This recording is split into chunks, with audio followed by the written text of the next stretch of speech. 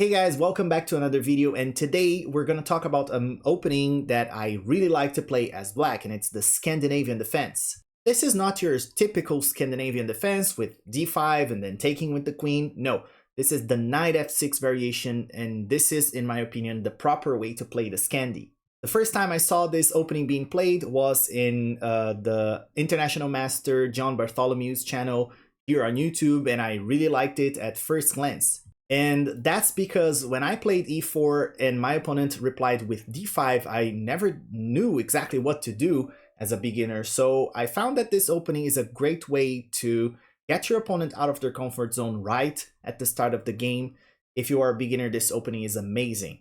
But enough talk, let's talk about the opening. So your opponent's going to play e4, you play d5, the Scandinavian Defense, and more often than not, your opponent's going to take the pawn here.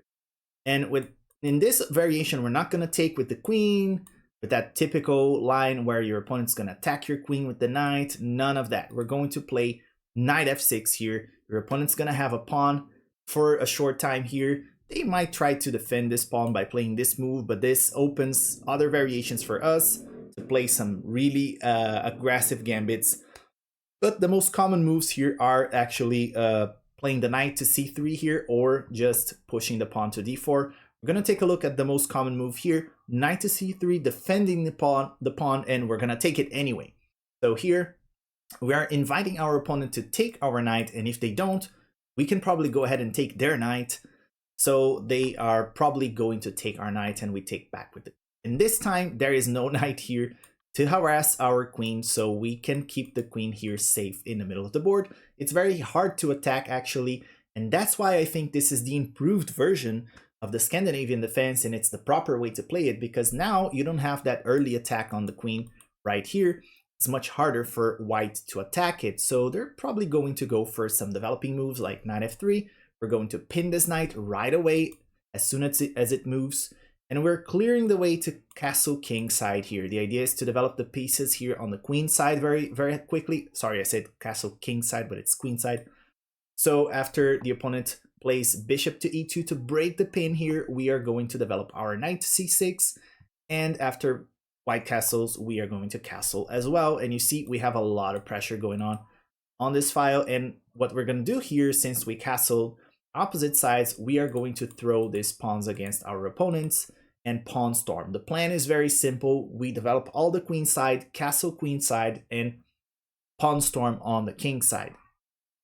And here, after d3, which is a typical move, try to develop this bishop here and secure the center. We're going to play e5 and start attacking with our pawns on the king side. After bishop to e3, we can play f5, again attacking, advancing with our pawns. And after a move, let's say like h3, we have two options. We might take the knight here, or we might just drop the bishop back. If we take the knight, and after it takes, our queen is under attack, so we have to retreat. As we do that, we can keep pushing our pawns and attacking our opponent's king. So I really like this option here. It's a really good one, but you don't have to go for that.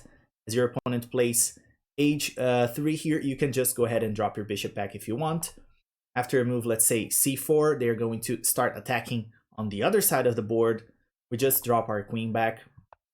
After queen to a4, they are trying to attack this pawn right here. You know, they have lots of pieces aiming at that. We are just going to defend it by pushing it. And after c5 attacking our queen, we just drop it back again. b4 might be coming here, all the pawns advancing to our king side, but we are going to do the same thing on the other side of the board, and they have to deal with that. So this is a very strongly attacking position. We are going to attack here by advancing our pawns, and they are going to be attacking here with their pawns. So castling opposite sides is a very sharp game. In this case here, that's what we're going to do. We're going to look for a sharp position. Of course, in this position here, right from the start, when we play knight to f6, the opponent can go d4 here. You're not going to change your plans. You're just going to take that pawn anyway. And after c4, you just drop your knight back. And you have your pawn, right? So that's pretty much what you want.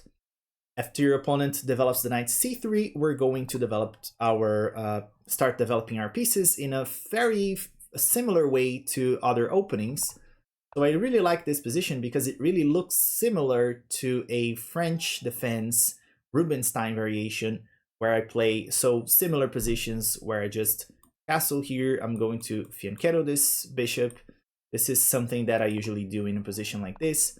So I castle, play b6 and fianchetto the bishop, and then I might start attacking with my knight here. So this is a great position to play as well. Okay, so that's what I do when that happens. There are some other situations where your opponent might play this move and try to hold on to this pawn, but then you have some other options here. You can go for the Icelandic gambit. There are some really nice gambits you can go for here. I have some videos on that too, but what I'm trying to show you guys here is that when we reach a position like this, there is no knight here to attack our queen. So this is an improved version of the Scandi. You can go ahead and pin the knight, develop your knight, castle, and from here on it's just advancing the pawns. The plan is very simple. It's really, really hard for you to mess up with this opening. Even if you are a complete beginner, it's really hard for you to mess up. Always have some really good pressure going on here. And your opponent must be careful, otherwise they might lose the game very quickly. If you like this video, please remember to leave a like, leave a comment down below, say what you think about this variation of the Scandinavian defense and of the Scandinavian defense in general in the comments. I'd love to hear what you guys have to say. And as always, I see you guys in the next video.